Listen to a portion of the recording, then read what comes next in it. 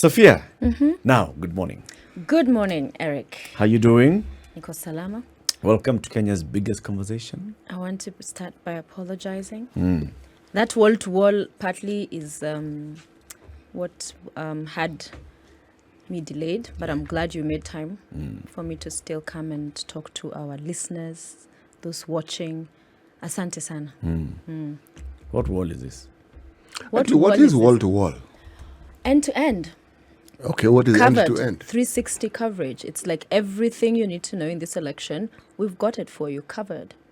On the ground, data analyses, panel discussions to dissect and discuss the developments as they happen. So wall-to-wall is that everything you need to know. BOMAS is covered. That's the National Tallying Center. And we have an entire plan around it. If it's deployments around the country, all the 47 counties covered as well.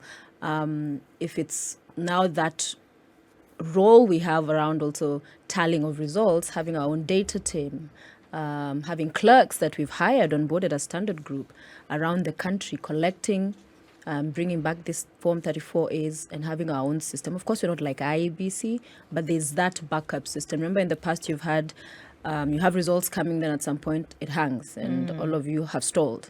So we have a system that we have set up, a platform that we have developed, people that we have onboarded to ensure that we cover and do justice to this election best way we can. Yeah. And that's one of the things, isn't it? That in the previous elections, we glued to our TVs, Correct. really, and looking at those numbers, forget, quote unquote, Yeah. forget what's coming in officially. But, you take what comes in on the screen as, the truth Yeah. and the real situation of things, right? So you're not going to be anywhere as soon as you voted or even before that, looking at what these numbers are. So Yeah.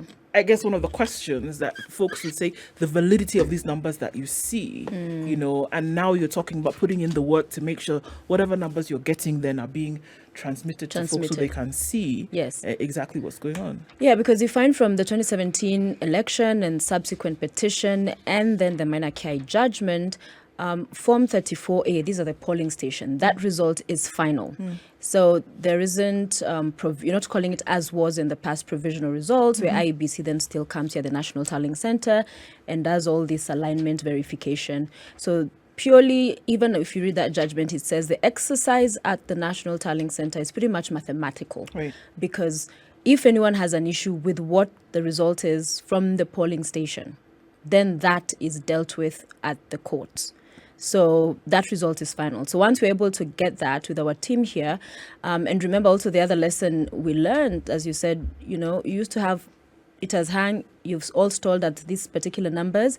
Remember even earlier on Checkpoint, we had our team again, digital team developed these maps where you have 2013 data, the election results and other registered voters election data in 2017. Now we also have a 2022 map, which will begin to populate as these results come in.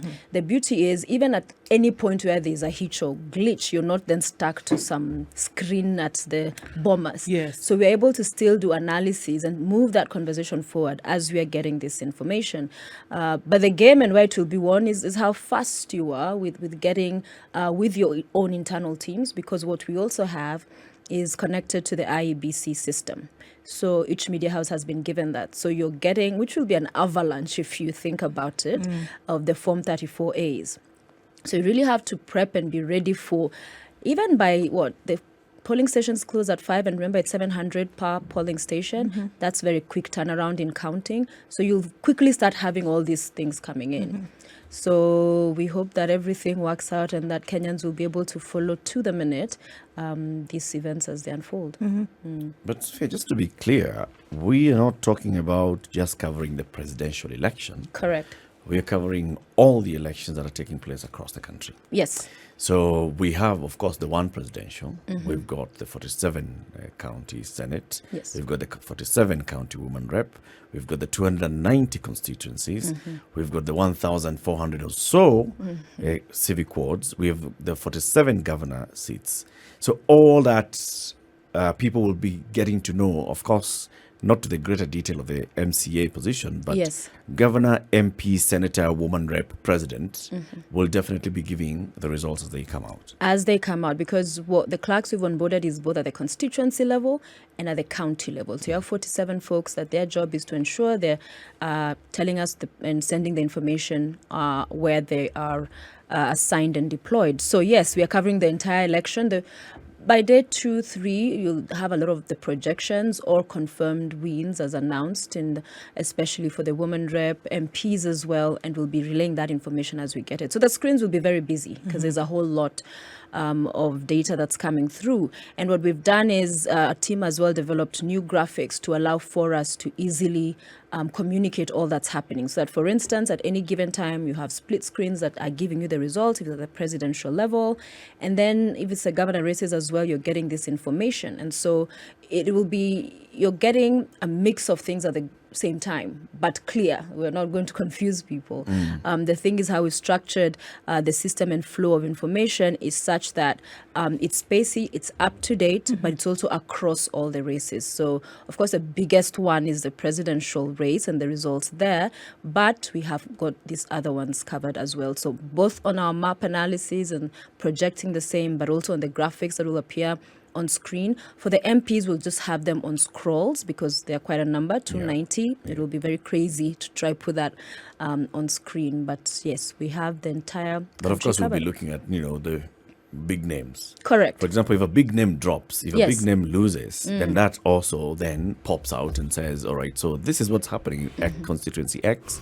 So-and-so has been a member of parliament for the last 3 terms. Yes. And is not going to be a member of parliament in the 13th parliament because he's been voted out. Yes. Or so-and-so who's been a member of parliament for 3 terms is coming into the 4th term. Something like that. Yes, and that also is beefed up and aided by our teams also deployed on location, because even today the links we are doing with them is to explain outside, of course, the big presidential race, the dynamics of the other key races to watch, which we've also been doing in the lead up to this. These are the key races.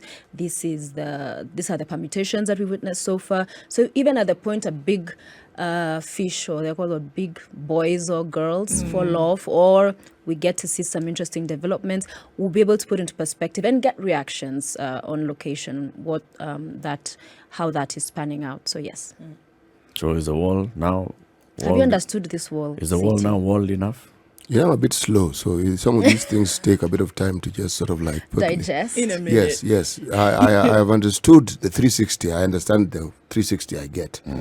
So essentially, what we've been told is that everything that has to do with the election, blow by blow, getting granular, in detail, right across the 47 counties, will be at our fingertips. Yes. And that is what the wall-to-wall is, and that's what the 360 is. So that is my understanding of it. We are together. Sophia, I want to go back to some of these results because, Yes. again, looking at the fact that, as it said, if it's been reported, I take that as truth. Again, I mean, at the expense of sounding, sticking on an issue, is that a lot of folks will be able to say, look, we saw this result on KTN, right? And because we saw it on KTN, look, it must be true. It's the truth. Yeah. But is that not exactly what you're saying now? That because KTN then also got it as a result of the Form 34, right? That was gotten at the polling polling station, then you only will transmit what you know to be true. Yes, so this is the thing. Remember, it's 290. The polling stations are over, is it 46,000? Yes. So, of course, we do not have that capacity. So what we are working around is you have these clerks in all the 290. When they, in our platform that developed, they will key in the result, and they will, in the lead up to that final constituency results coming out, are getting data from the other polling stations around their area. However, we compare that with the IEBC 34A, because that's what would stand in court, not ours. So ideally is that we are saying, because there's a verification process as all this information is coming in, is, okay, this is what we've received. What does the Form 34A from the IEBC portal say? Yeah. Okay. Clearer?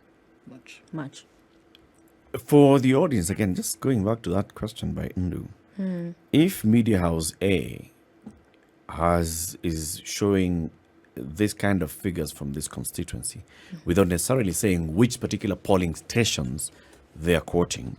Media House B is showing a different figure without necessarily saying which polling stations they're quoting. You see, there's a possibility. We are reporting from the same constituency. We are both giving the true picture on the ground as we have received it. Yes. But you see, you may have received 80% of the picture. I may have received 75% of the picture. So how do we address that concern from the public of, hey, lakini hao wanasema nani ndio ameshinda hii kitu? And that's where you have projections. You see, even like CNN, when they cover elections, at some point they're able to call an election where others have not yet. So in terms of the pace and where each media house is at a particular point, that may vary because we're not using the same teams. We don't know what setup they have.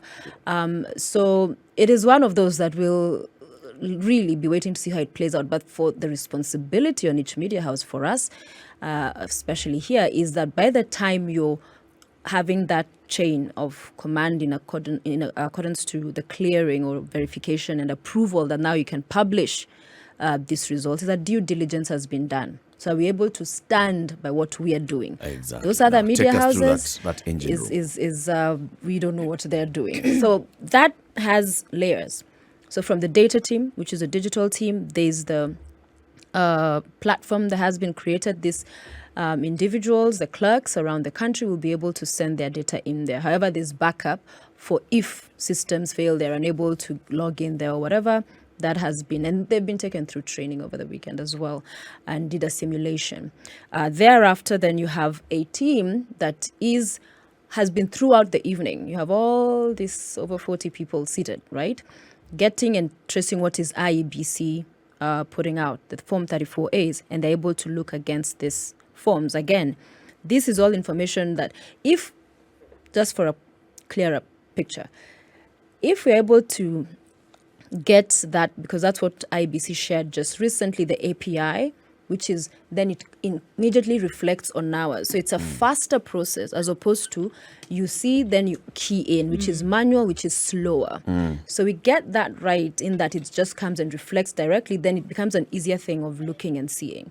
How, if it's not the case, then it means you're manually inputting this data, after which all this time there are two senior editors as well, because finally what ends up on air or on our online digital platforms, it's the editorial team has to then say, okay, all these other channels. So there's the data team, then there's the team that is here. So we have from university students, again, that have been taken through the system, and part of our staff that are going through this information and tallying and cross-checking with IEBC, and then the editorial team as well that is at hand to click the publish, having been satisfied that all of the steps have been followed.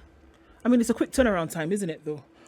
In terms of then when you get the information and then when you now must be satisfied and then click to publish. It has to, isn't it? And that, so it's verification for verification purposes, and then also trying to deliver this information in a timely manner, because you have folks on the other end of the TV screen who are waiting and saying, okay, so what does this look like? So how do you handle that? And that will be the biggest task on our hands, because it's literally first just thinking about the amount of information that at any given, even 1 second, is coming at you and to you is huge. But the thing is, we have quite a number of hands on deck. So it's ensuring that we then work like a well-oiled machine, that this is flowing, and that these teams are 24 hours, so that you don't have you had many people at the beginning, then they start falling off, and because that's when you start experiencing a lag in the in relaying the same results. So the thing is that everyone is where they ought to be and should be, and are doing what they must, and we are ticking all these boxes quickly as we put the same on air and publish. Yeah, may not be the clearest picture, but it will be a picture. But it's a picture. But does it have to, clear by whose standards? What you're presenting is what you've received. Yes. And what you've received is what is happening at the time when whoever is relaying it to you has received it. Any situation that is evolving like an electoral process, clarity, as we call it, may come at the very, very end. True. But as it's going on, even if other stations have different information, as you said very correctly, you do not know and you cannot speak of the systems that they have and how it is they're going about collecting their information. You can only speak about what you are doing and how it is you're collecting your information. Yeah. And I'm sure they'll say the same of what they are doing. However, the common thread is that we will be informed. Yep. Most important thing. Yes, we will be informed. You will know. And should a problem arise, we will also be informed, or we will see. So it is a good thing that this particular space with every electoral cycle keeps opening more and more and more. Yeah. So you are given the information. You may not even require to ask for it, but at least you have a reference point. And I think where it comes in handy is when you now want to query and you want to ask, okay, at this point in time when you said this, what exactly was happening? And how exactly did you arrive at this information? Yeah. But the thing that I am finding more interesting is how this information is going to pan out when I compare them what the pollsters have been saying. This is the thing that I am looking forward You're to. waiting for that. I am really looking forward to this one. But it's interesting, even the point that Eric made earlier about one is watching this channel and the other it's different information. I mean, at some point, we were exploring working together as the players in the industry so that it's easier. And also it removes whatever issues may arise from these guys are way ahead with some figures, this one's at this end, and it's all over the place. Because again, you're all over the place, it just creates confusion, or people are like, so this one we don't trust, or this one, what's wrong with them, or what are they trying to achieve? However, again, that is a space, there's a lot of room for improvement, like what we did with the presidential debates, the synergies we saw there, and being able to do this for democracy, for country, and taking forward these conversations around the people who seek to hold high office. This is, in my view, a ripe space to, in the future, explore how we can come together Yep. and pool our resources together, and then be that layer that is, yes, publishing this information, because you can still compete on other platforms. It's on the other fourth areas. estate playing its role. Exactly. Yeah. So In that, the But democracy. what prevents that? a what process. would call this? It's a process. It's a Of course, process. it's a process. It's So coming what to process it's prevents coming to us? an understanding of do we have common interests, or do we Yeah. stand to? Of course, these things they start with if we are working together, then I don't have the advantage. Yeah, which Yeah. I disagree. If think I don't you have can the still have- advantage yeah. over you, then how am I going to be saying that I'm the one who's better than you? Myopic, in my view, because you're only looking at it from actually you have an advantage at this particular point. But if you're able to do this, then you can still go back and compete on everything else. Exactly. If On what the is at analysis you give and everything. And the studios you have, and your anchors, and your graphics. if what is at stake is something as huge as what our elections tend to portend, then the individual interests which were subdued during the process of the debates, surely the gains from that ought to point one in the direction that this one event coming together is of far greater importance Correct. than the fightings and the competition that we have on a daily basis. Because immediately after the election, we can go back to competing by all means. Correct. But on this one, because the media has shown itself capable of uniting at very, very crucial times in its history. Yes. Now, this one, in my opinion, there'd be more to gain, infinitely more to gain as the media, as the fourth estate, if one could show that. Because this unity people keep speaking of, then it means that the media would Yeah. actually be the front runners in showing people how you can actually arrive at unity, despite the fact that you are competitors. Correct. So it's an opportunity missed. It is. It is. It is. Well, And yes. we And saw- then the formal media has a common enemy, and this is the informal media. And the informal media in this particular election, we're going to see it playing out that role as well, where people will be claiming to be releasing results.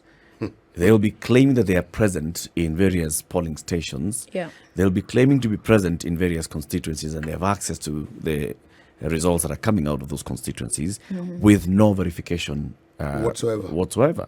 But because it's an individual who's built some sort of credibility over the last couple of months, over the last couple of years, on the way they release their information, then they also become some sort of a media house. Now, with those, depending on whether they are deliberately getting involved in disinformation or not, it's a bigger threat to everything else that we'll be doing. All the hard work that you have put in, Exactly. and you're waiting to actually release the result that has gone through the various checks and balances to verify. And some guy has already released it and said, No, they're busy muddying the water. yes. But on the other side, the flip side of that is, remember some of these individuals that are associated to these political parties or coalitions, they, each of the big boys, big girls, have their tallying centers, Yep. right? And they have individuals everywhere. So they have pretty much a machinery like that of IEBC in terms of presence. Okay? Yep. In the So- name of their agents and all. Yes, in terms of the agents and stuff. So it's true it could be misused, and of course largely you see some of these players do that, but in terms of presence, I don't think any media house at this point can be 46,000 strong. None can be, but all together We could come close it's to possible. Let's take a break as we continue this conversation. We're talking about the election coverage, the Standard Group's preparation to give you blow by blow, minute by minute occurrences from across the country as the election takes place from tomorrow up to the day the president is finally sworn in. Because we are saying the president because usually the president will be the last one, to be declared and formally. Well, the president will be sworn in before many governors, but by the time governors are being sworn in, that theirs is done and dusted.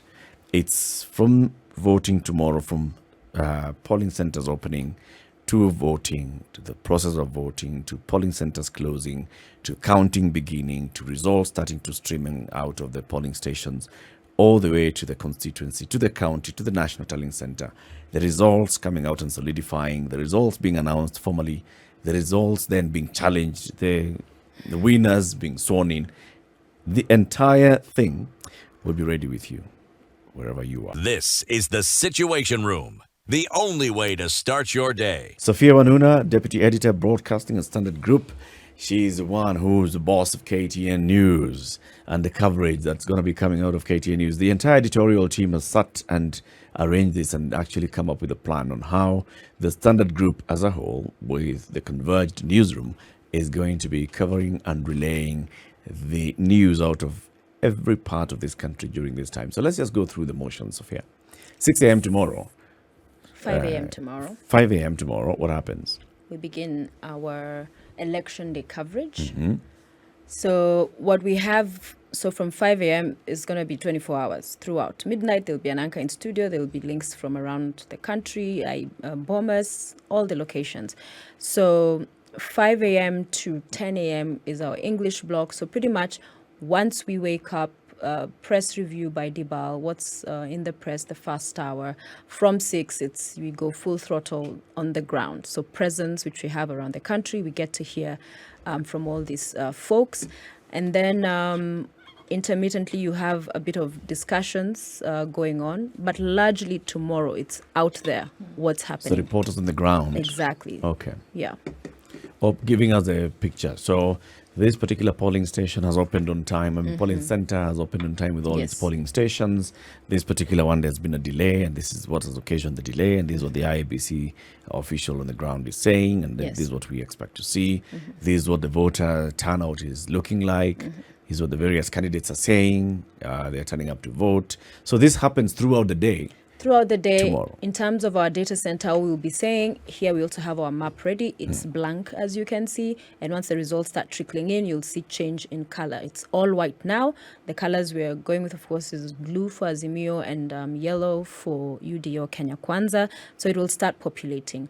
What we also have is a balance of power for the National Assembly and Senate, that once again those results start filling in and we're clear about the winners, but that will be coming in day 2, 3 when we have the results. So again, you'll have a full and clear picture of who has the majority or how are they in terms of balance of power. So you'll have that clarity.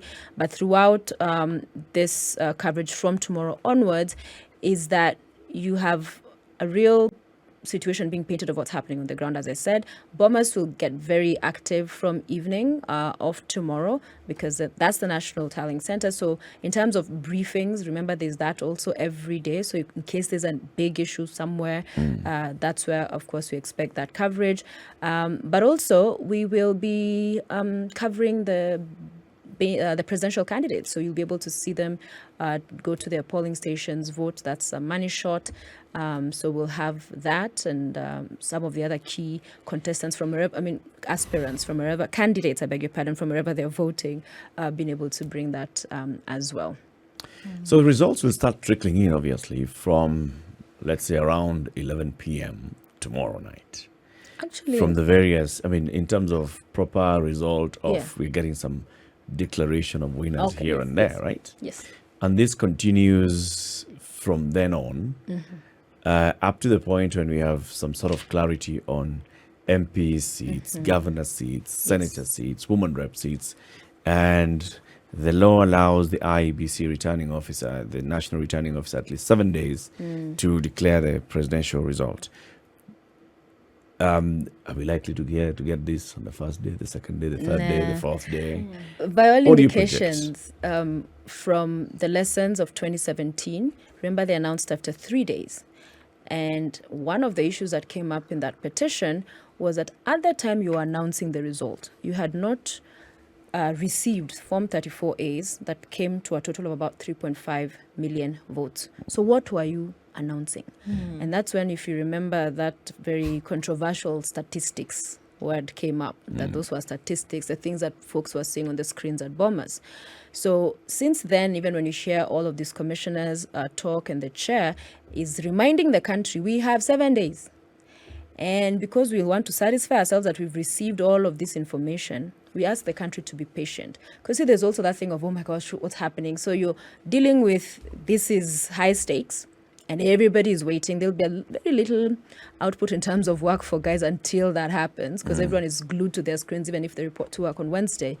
But they have given every indication that they will not rush themselves, do not want to fall into the same problem they had the last time, so that then when they come and say, we announced based on this, and we had covered our ground, and Form 34s had been received, and so we had everything, as opposed to saying, yeah, that had been sent. Because remember last time what was happening, there was what was also the KIMS kit was capturing and relaying directly. Now it's a picture that the KIMS kit is sending to the National Tallying Center. So it will likely take the entire week. So they'll take as close to the 7 days as possible. But by the time they're receiving, Chebukati is receiving the physical Form 34A, everybody else has seen the Form 34A. Yes. So everybody else has already announced what the Form 34A is saying. Yes, and there's no problem with announcing. And so it's all about managing the expectation of the various supporters. That, okay, yeah, so even if KTN has called it for candidate so-and-so, Yeah. we We don't still declare. Declaration comes from it Chebukati. has to come from Chebukati, the last one. Yes. And there'll be a lot of pressure on then Chebukati. Where we already know. Can you just tell us? Can you announce that this is the winner? We start celebrating formally. So there's that management of the expectation as well. Exactly. The public. Which is what they've been speaking to, that because we were told this, we are looking to cure that by ensuring we've ticked all the boxes, so that because if there's a petition, which chances are high we may have one, we don't know, you don't want then to go back to the same issues, because then you did not learn, and it was straightforward. Make sure you have all of this sorted at the point you're announcing the winner. But IEBC, as they are right now, do not have an issue with media then not declaring, but announcing what has been seen so far, right? Yes, no problem. Yeah, no problem. That they have said. In fact, it was one of those things thrown at us. Yeah, chukweni kitu. Yeah, go with it. The only thing is, we're all clear that we're not declaring. That's why you will be seeing KTN projects. So we'll be having our projections. Right. And projections we can speak to with backing up with data, that this is the due diligence that has gone into this, is what we received, the verification process, and this is what we have. So after that, ni Mungu awe nasi sote. You know, the issue with our elections is not even the process as we know. It's a combination in my mind of expectations where the voter seems to think that the expectation should represent the universal reality for all the citizens of Kenya. And this election has been touted as such a high-stakes election, and the pollsters have presented this election as being so close that this bit-by-bit representation of the votes coming in and what the numbers say, in my mind, is a good thing. So it gives people time to actually absorb the information as it comes. Yes. Internalize it, cross-check. Correct. Yes, because people have expectations, and in their minds, that expectation must represent the reality. And that is not what is going to be the case, irrespective of which side of the divide you are on. There'll be losses, there'll be wins, there'll be gains, there'll be disappointments. Yeah. Because think of all the people who are presenting themselves to be elected. For whichever county, whatever ward, there'll only be one winner. Yep. So irrespective of how many of you presented yourself, there'll only be one. So, in a sense, the idea or the policy and the process we have of announcing the elections at the point at which the votes were tallied is a good thing, because you get your medicine early, you take it in, Yeah. and then you let it work in your system. Okay? My concern, though, has always been this. The idea that we can actually represent the truth as it is as a media house, if we cannot come together and work as a unit, but we can represent the truth, irrespective of which media house we represent. Yeah. So that at some point it will be clear that the truth is being represented uniformly. Yeah. That in itself will serve a good purpose. I say this because if I look at the West and the clear polarization that media houses have, where you know clearly from the get-go, this media house has this leaning, this other one has this leaning. And the representation of the results also and interpretation also has that leaning which you know beforehand. Sophia, would you say that our media, Kenya, is actually unbiased? That is a very good question. There have been allegations, accusations, but having worked with folks across all of the media houses, you have real professionals there. People who know this is what the job is and this is what's supposed to be done. Now, the undertone, of course, always comes from what those who want to throw mud at the media will call whether it's the ownership and shareholding and where that goes. So those are dynamics that are true and real. However, as to whether the media is biased, Eric, is the media biased, seeing as you're part of our team on KTN News? No, not. There's no policy of bias in any media house. Individuals who work in media houses may have their own individual biases, but then that's not the editorial bias of a media house. Good way to answer. Well said. Well, Nimejibu, sinio? umescore. You answered something. I'm responding to CT's, build up to the question. Yes. Media houses in America have an editorial bias, which is declared and is well known. All right. So this particular media house leans towards the Democrats or the Republicans or Labour and the Conservatives. In Kenya, we don't have that kind of editorial That is bias. true, yeah. Now, do we have other bias that seeps through editorial? Not to a great extent. Because without the formal editorial bias, then even individual biases will find ways of getting checked. So there'll be checks and balances. I may have my particular bias towards a certain candidate, but then I have my colleague who has another bias on the other side, and then there's an editor who has a bias from a different side. And when all those things come to the table, it all boils down to, all right, so what is the point? We all agree on the one basic thing. What's the news? Yeah, what's the story? What's the story? The rest, the angling of it and all, that's yours. But can we just be safe here? What's the story? I think that plays a big role in, there may be, just to continue with the answer, there may be what, Sophia, you had said, the public perception. And the public perception is based on very many things. One, the public perception is, because this person's name is this, then they are definitely supporting these people from their side. Yeah. Because the owner of this station plays this way politically, then definitely their station also supports that. But Which was actually one of the things I chose to use WANUNA as my second name. I remember early days.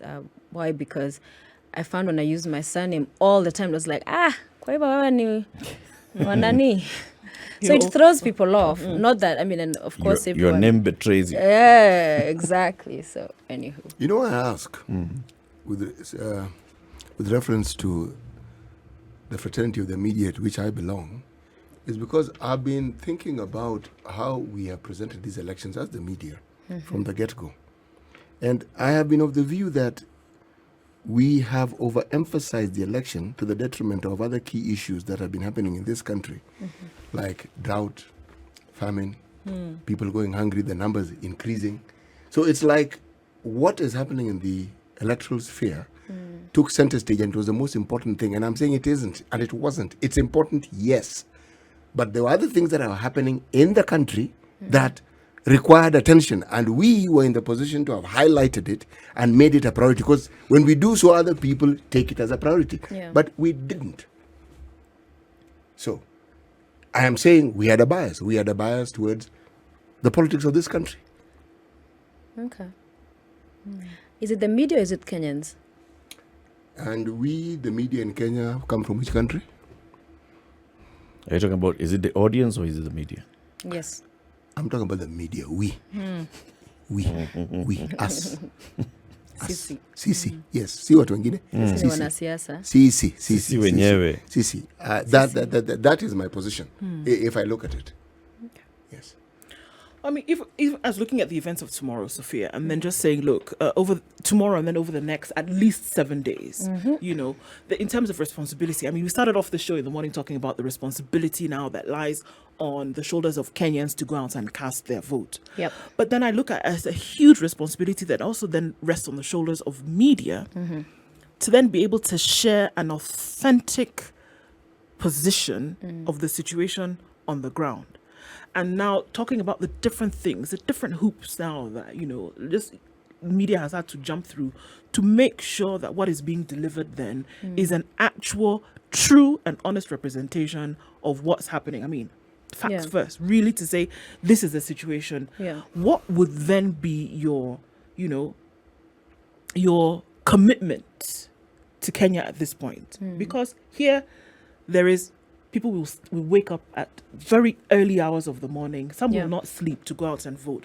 What then would be the commitment after Kenyans having gone and voted? The commitment to then say, okay, we're going to tell you what's happening around the country, you know, until the very last ballot is cast. And counted and results announced. Because what we have had before is a newsroom that is live up until 11. And then we have our other programming. This time around, the structure of the newsroom is such that across each second of the day, it's covered live. And this is within the HQ and outside where we have our deployment. So that as it happens, you have the English Kiswahili block. So you don't have your usual programming where now we are going to this business show with this. That has all been collapsed into what is Kivumbi 2022, which we began, by the way, a year ago. We had a weekly show, the lead up to this. Yeah. So this is when now the finale, grand finale, which is the election. And so we are live throughout the day that as it happens, we'll break it. We'll have a lot of breaking news. But also putting into perspective what's at stake, the analysis around understanding, okay, this has happened. What does it mean? What does it portend? So putting into context all of these things, because there'll be a whole lot of information coming. So there will be that, taking a step back to say, okay, so we have this and this is what it means. But also ensuring that across board, whether the key stakeholders in this election, we are able to bring to our viewers, our audiences, what is being said, because IEBC will be having the update, security, the returning officers. So as news happens, we will be guided really by what we feel at that point is we must bring to Kenyans. Of course, being sensitive to, there have been an alarmist claims, things of, oh, this and this is happening. So there's always that role we are told to be patriots. I wonder what you all think about that. That there are some things that could happen, but maybe you shouldn't broadcast that or show that because then it goes to just exacerbate incite. So those are some of the in this machine that has already taken off, there'll be many decisions made on the go, but at the end of the day, it's thinking about the best interest of Kenyans, but to just do our duty Right. as well. Because realize after Kenyans vote, even for the social media folks, one or two, they cannot be able to cover the entire country. They may know one or two or three other locations, but literally folks will be relying on the media in as far as that countrywide picture of how we are moving from tomorrow. So yeah. What is, so like, there's always a what if, question Yeah. that comes to play here. And I think a lot of people have been focusing on the what if. The hope, and of course, the hope is that things will be peaceful.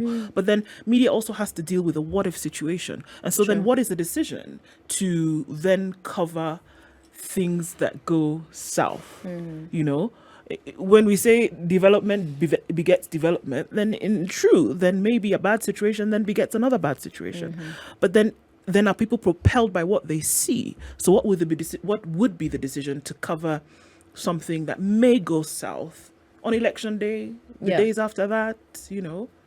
One of the things that first there's been training for the journalists. Where because- sorry by the way, where previously Sophia, that media has been blacked out Yeah. to stop talking about certain things in an election situation in this country, not very few years ago. Yeah. To say don't cover this, just silence until we say. So then how do you take the decision to do that? Sorry. And I remember it's actually the last election where Yes.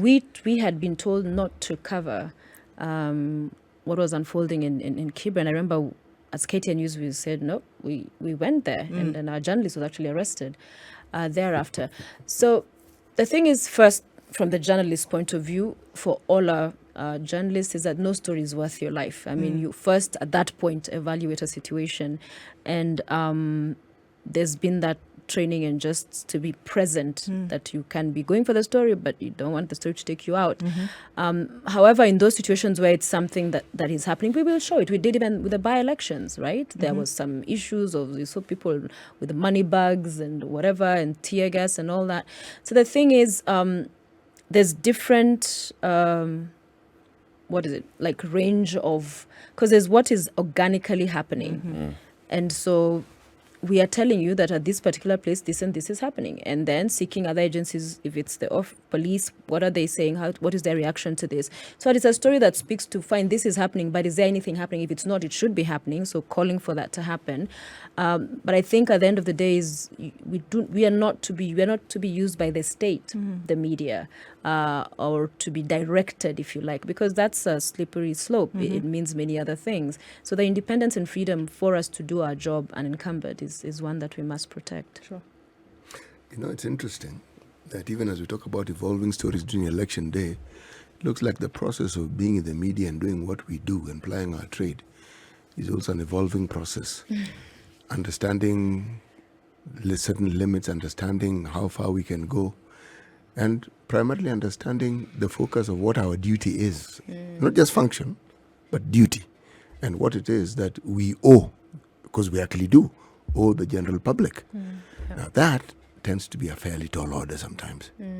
But by all accounts, this election seems like we're going to have, as always, a peaceful election. We always have a peaceful election. It's after the election. Peaceful voting. During election, I'm deliberately calling it an election because it's part of the process. Umemalizia hapo. Yes, exactly. It tends to be peaceful. And then, and I'm hoping that, and then, this time around is, and then we continue with the peace. Yes. Amen. We will be giving that coverage on KTN News from 5 a.m. tomorrow, as Sophia has said. From 5 a.m., tune into KTN and you'll be seeing what's happening. Polling stations opening. We'll be there as queues increase and then they dissipate. We'll be there as polling stations close. We'll be there as the counting starts. As election results start streaming in, we will be showing that throughout until the final one. And on YouTube as well. KTN And News. also streaming live on YouTube. Yes. And of course, when you tune into SpiceFM, for example, tomorrow morning, we'll be having a lot of links with the reporters on the ground telling us, so this is what's happening. The same thing that's happening on KTN. We'll also be talking to our reporters on the ground across the country. So what's happening here? Have we heard of an incident somewhere? We cross over there straight up and speak to our Standard Group reporters on the ground to hear what's happening, and we'll be telling you everything as it goes on. The Situation Room will be bringing you the situation live. Sophia, Yes. asante sana. Thank you. And you will be on KTN News as well. Oh, yes. Tomorrow night. Imagine. We can imagine. Can you imagine? I'll be here tomorrow night, and I'll be here tomorrow morning. I'll be on KTN Home on Tuesday night with KTN News on Tuesday night with the coverage of that. Wednesday, of course, the Situation Room, and so on and so forth until the final one. Thank you very much, everybody, for tuning in to Kenya's biggest conversation. We go into the election. We remind you of what we've been talking about. It's got to be peaceful. It's peaceful before, it's peaceful during, it's peaceful after. The NCIC has been championing this election bila noma. Penda jirani yako. Muangalie ujue jirani ni yule tu. Yes, it's your first port of call whenever you need something.